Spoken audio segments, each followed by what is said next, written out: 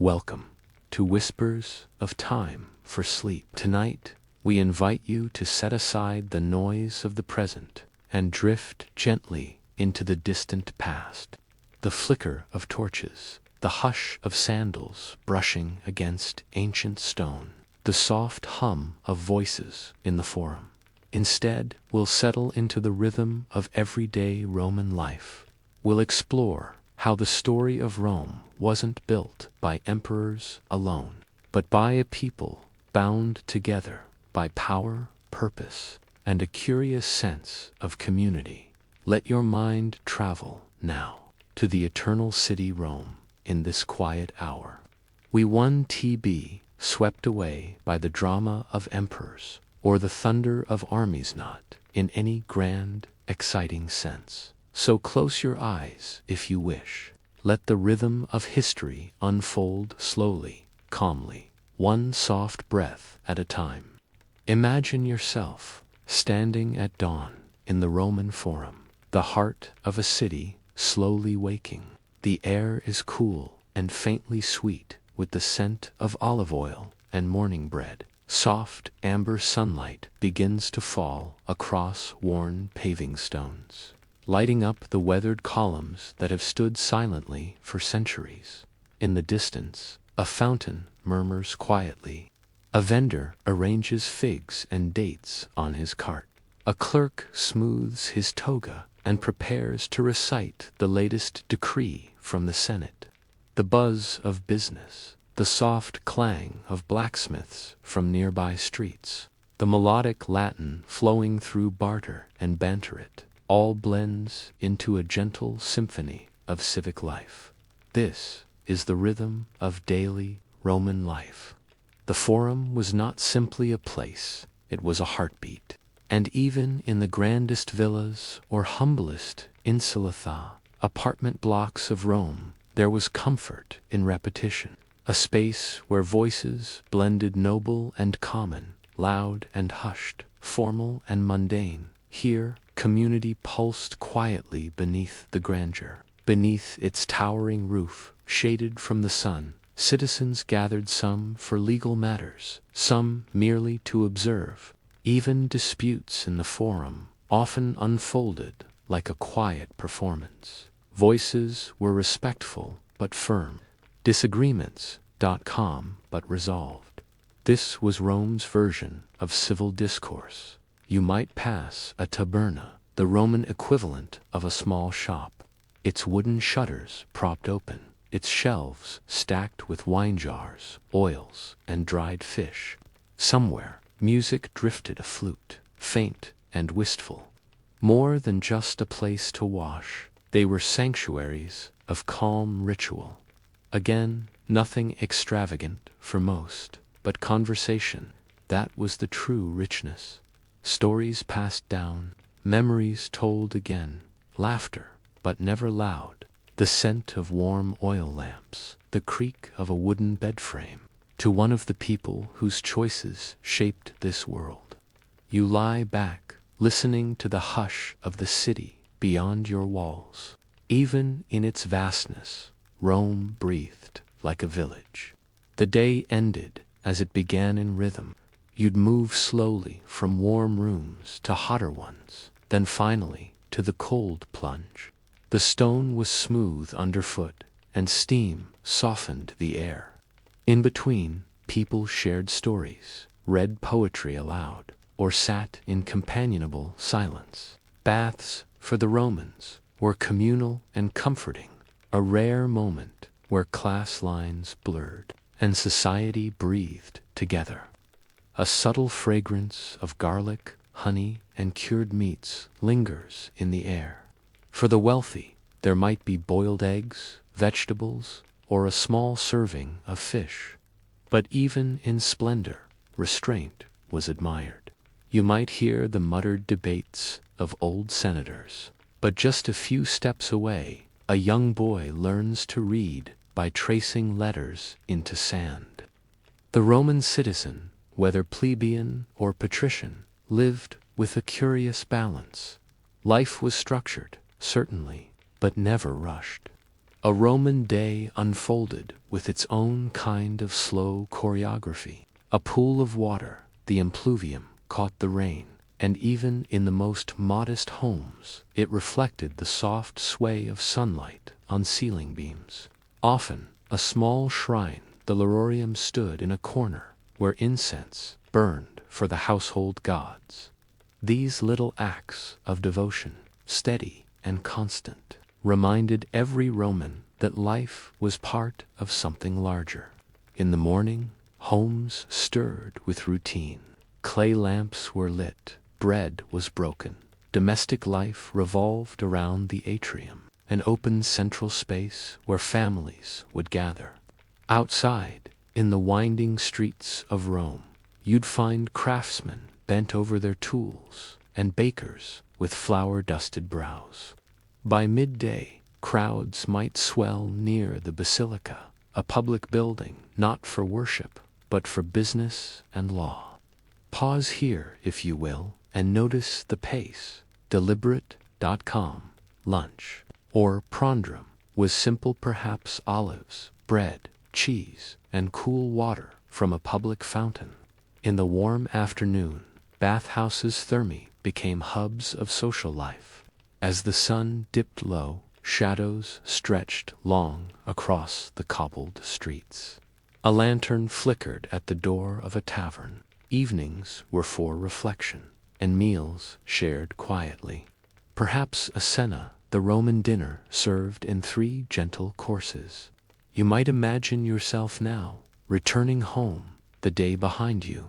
And this was how the Roman people lived together. Separate in class, perhaps, but woven tightly through routine, through ritual, and through the enduring spirit of community.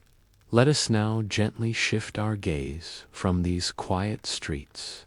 Now, imagine a man seated by candlelight, his stylus slowly gliding over a wax tablet. The walls around him are lined with scrolls, and the soft crackle of the oil lamp is the only sound in the room. Outside, the city murmurs faintly, but within there is only thought, quiet contemplation. Yet, in the quiet corridors of Roman history, his voice echoes through letters, speeches, and ideas. His family was part of the equestrian class, wealthy but not noble. In a city ruled by patricians and old names, Cicero's rise would require not lineage, but learning. He was, above all, a believer in the Republic, in the delicate balance between power and the people. He studied rhetoric, law, and philosophy in Athens and Rhodes, listening carefully to the ancient thinkers whose ideas shaped both East and West.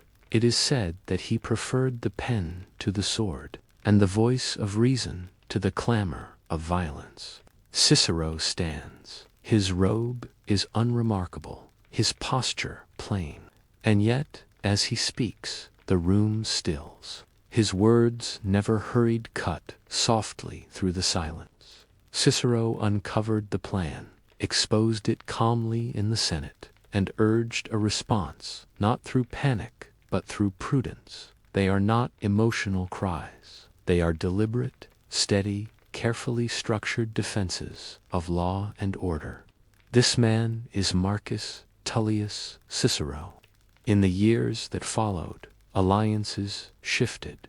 Julius Caesar rose. The balance tipped toward dictatorship. He is not an emperor, nor a military general. These were quiet reflections, composed not to sway a crowd, but to guide a thoughtful mind. He believed that reason could hold the world together, that philosophy, even in private, was a kind of service. The young Octavian, soon to be Augustus, would not share control, and so Cicero's name appeared on a list of those to be silenced. Cicero was born in 106 BCE in Arpinum, a modest town south of Rome.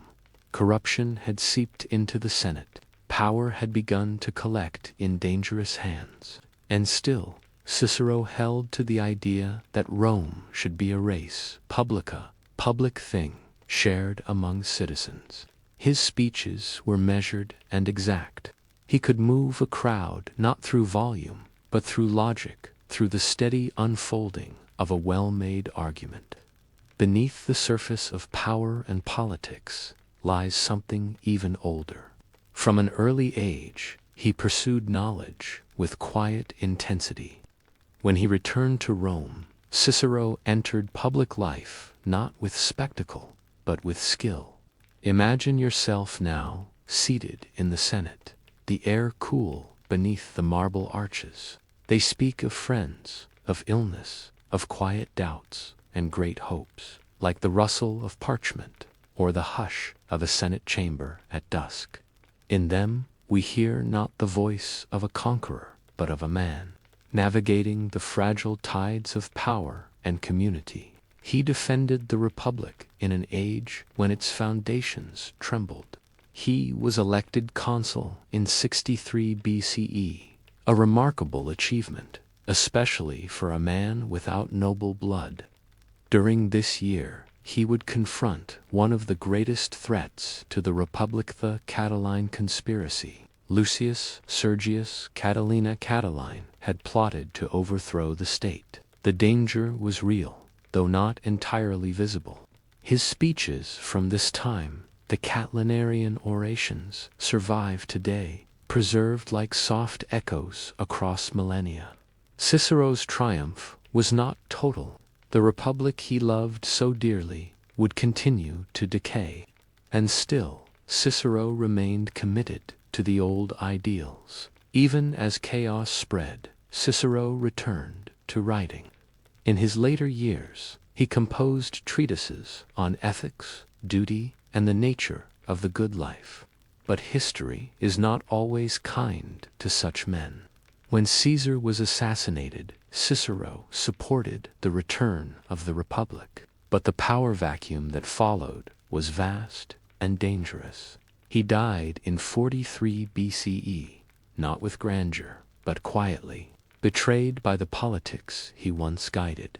And yet, Cicero's legacy remains. His letters survive, gentle, thoughtful, surprisingly modern.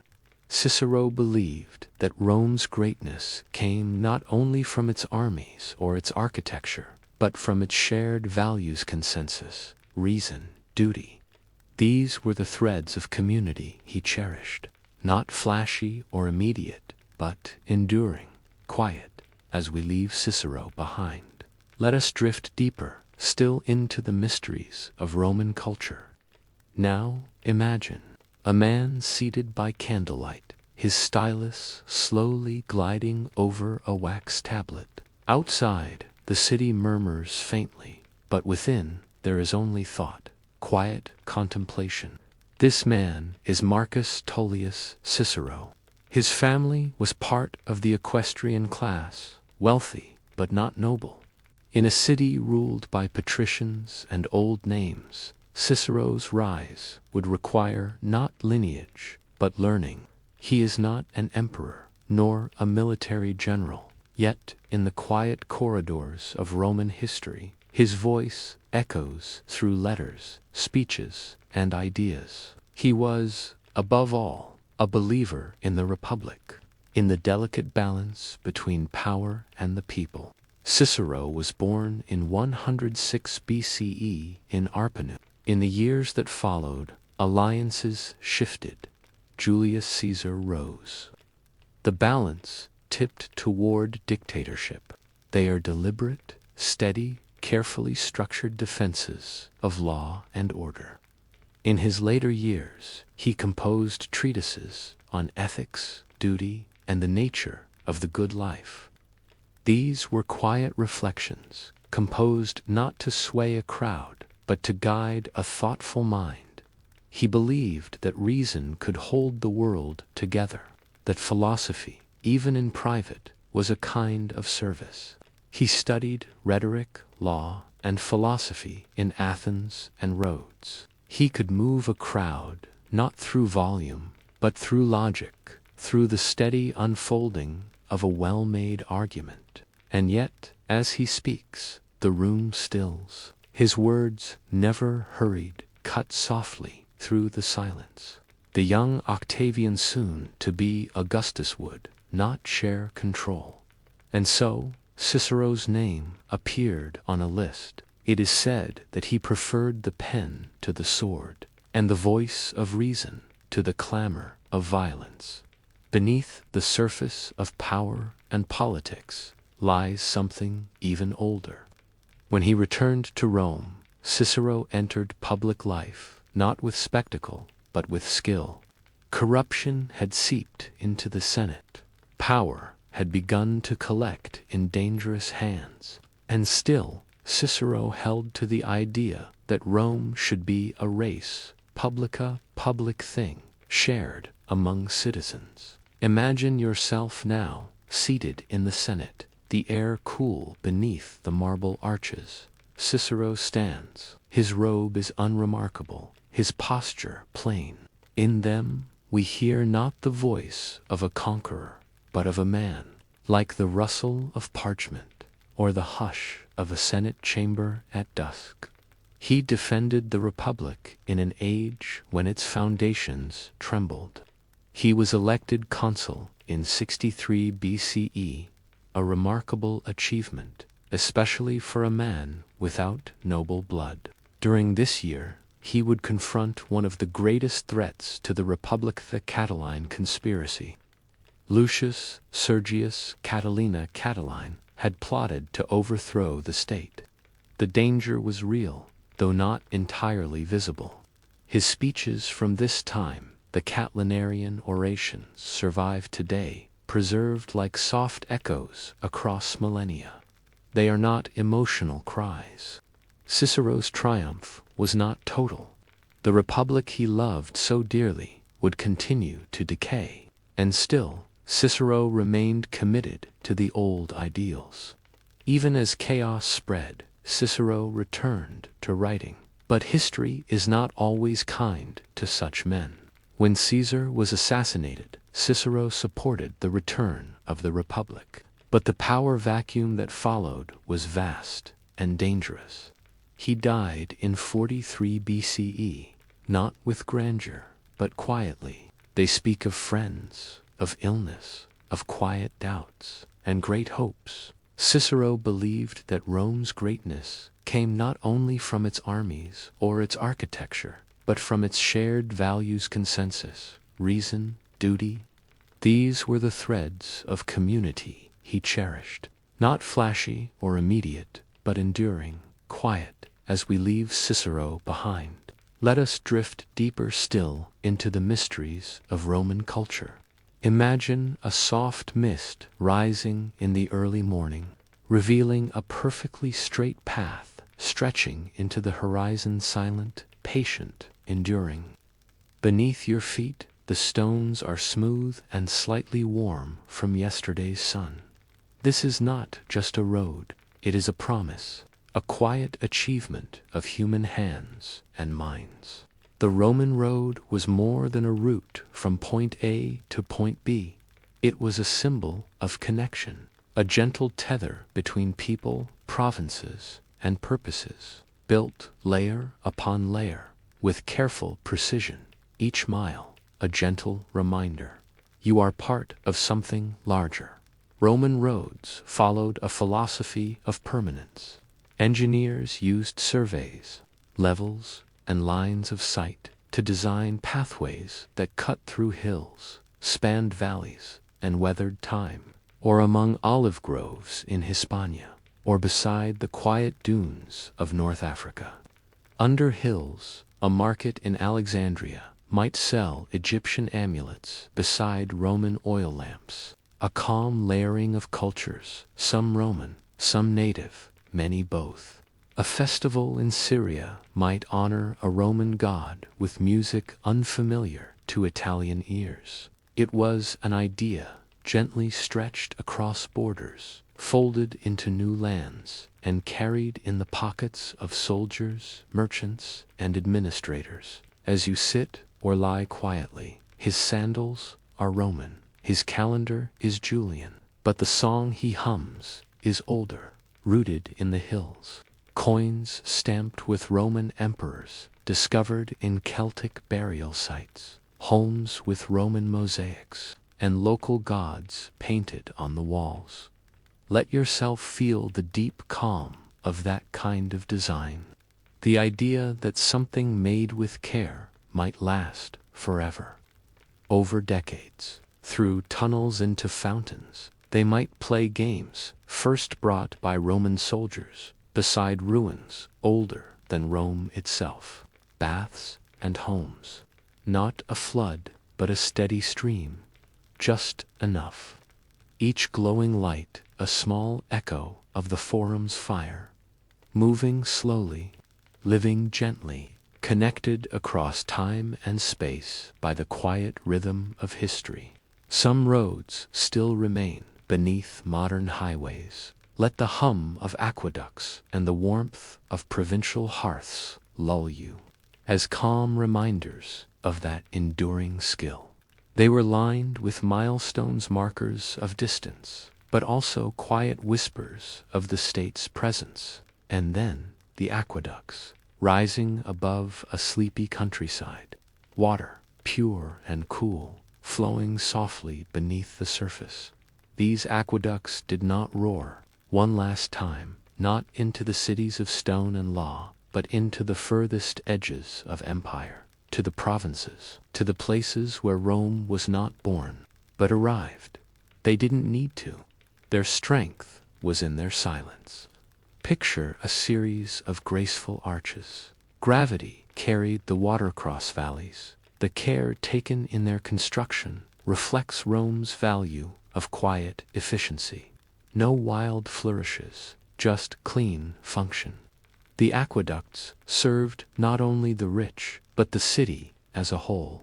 A peasant filling a clay jar, a senator soaking in a private bath, both touched by the same water. It is this blend of grandeur and simplicity, of power and service, that defined Roman infrastructure. It wasn't built to impress, it was built to endure. Even now, let us walk a little farther. Picture yourself now, not in the marble heart of Rome, but in a small villa nestled in the hills of Gaul. The Roman Empire was vast, but Rome was never just a city. In the provinces, life bore traces of Roman order, public baths, temples, forums, but always blended with local customs. It wasn't conquest that defined these places, it was coexistence. Imagine now a provincial farmer in Britannia rising before dawn to tend sheep. Children in these lands might speak Latin at school and their mother's tongue at home. In this quiet diffusion, Rome did not erase, absorbed, slowly, peacefully. Archaeological digs across the old empire revealed this soft blending. Clay tablets in Latin found beside tribal jewelry. In these gentle contradictions, the spirit of Rome stretched and softened. It adapted, it listened, and in doing so, it endured. As night settles across the empire, lamps flicker from Gaul to Judea, from Carthage to Londinium, and you, wherever you are part of that same human thread. Now, let the stories settle. Let the cobbled roads fade into dreams. Now, let us stroll through another part of Rome. The cobbled streets curve gently upward, and soon the noise of the marketplace fades. Ahead, behind tall gates and manicured gardens, rises the domus, the private home of a Roman elite. Here, the world moves differently. The walls were frescoed with scenes of mythology, delicate figures painted in ochre, deep reds, and gentle blues. The master of the house would greet them in the morning salutation, a kind of ritual where clients, those who depended on the patron for favors, came to show respect and in turn received small gifts or support. It was a soft performance of social hierarchy, never spoken aloud, but carefully understood. Floors were patterned in mosaic tiles forming dolphins, birds, or geometric shapes. Reclining on couches in a triclinium, they were served several courses, perhaps oysters, honeyed dormice, or stewed fruit with spices from distant provinces. Servants moved quietly, unseen, ensuring each cup was full, each dish presented just so. The light filtered through open roofs, playing across water basins and polished stone. Laundry fluttered between buildings, and water had to be drawn from the public fountains. Baths were communal. Meals were simple lentils, bread, garum. Meat was rare, but the pulse of life was steady. Both paused at shrines, spoke of omens, and walked the same stone roads. But the paths they walked diverged in quiet ways. Within the grand homes of the senatorial class, life unfolded with a quiet opulence. The common folk, whose lives were rarely written down, shaped the city through presence, through labor, laughter, and legacy. They built the roads, manned the ships, raised the children who would one day serve, fight, and govern. A plebeian might rise through the army and gain citizenship, even land. Rome, though stratified, held space for movements, low, rare, but possible. In the atrium, guests might gather in the early hours. A senator might share a steam room with a cobbler, slowly, carrying with us not the roar of conquest, but the murmur of everyday life. A baker might petition a magistrate. The distance between them was both vast and surprisingly porous. The elite dined not simply to eat, but to display taste and status.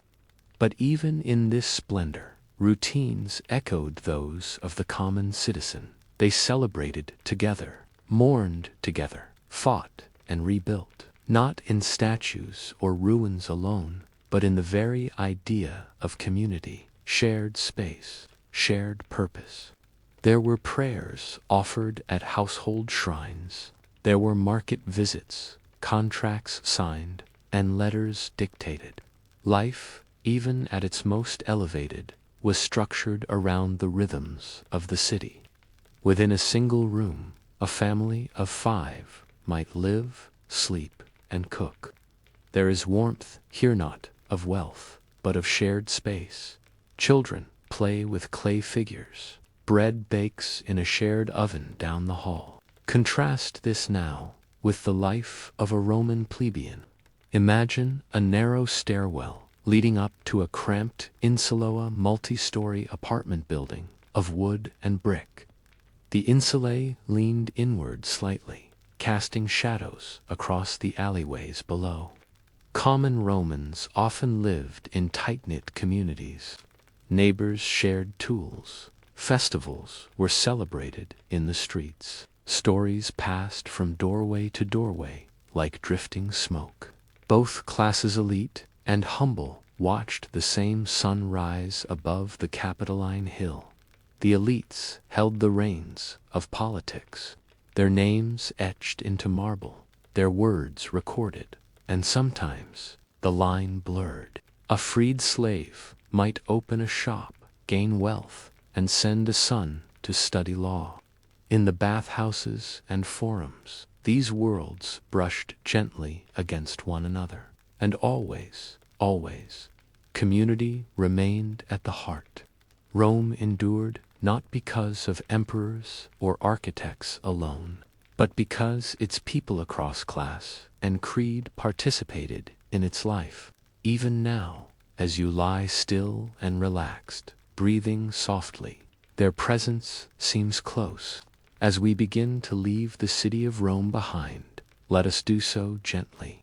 And now, the flicker of Roman lamplight grows dim.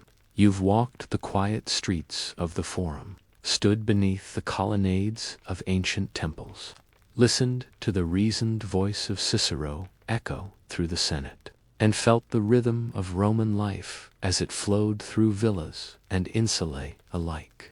Through all these moments spanning centuries, rising and falling with empires, we find a single thread woven gently through the story of Rome.